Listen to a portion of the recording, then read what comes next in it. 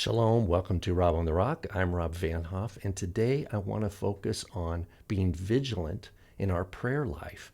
And I want to look at a few scriptures that give us instruction about that very point. In the Garden of Gethsemane, Yeshua tells his disciples to watch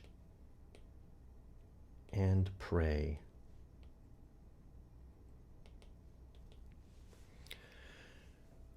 The same imperative is repeated by the Apostle Paul in his epistle to the Colossians in chapter 4, verse 2. And it reads in the ESV, "Continue steadfastly in prayer, being watchful in it with thanksgiving." The NASB is slightly different. It says, "Devote yourselves to prayer, keeping alert in it with an attitude of thanksgiving." And the attitude there is a phrase added or glossed by the NASB to try to smooth out the English. But the core point is this, is that our calling in Messiah, based out of the greatest commandment of love of God, is a heart of prayer, a heart that is anchored in the assurance of God's work in our life and in events of the world at large. And we are to abide in an attitude of thanksgiving and in continual prayer to Adonai, to be watchful and to be prayerful.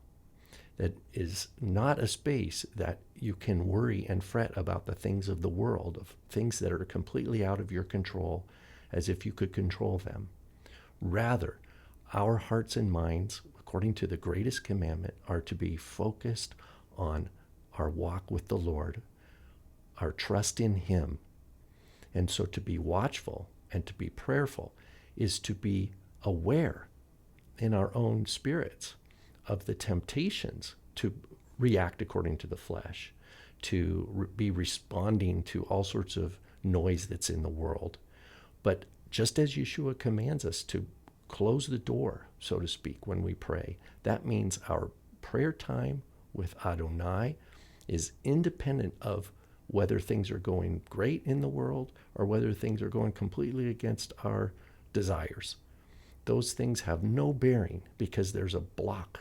Those things are closed out because all that matters is our relationship and our walk with Adonai. So take these words to heart. Watch and pray. Or as it says again in the NASB of Colossians 4:2, devote yourself to prayer and stay alert in an attitude of thanksgiving. This is our main charge. Shalom.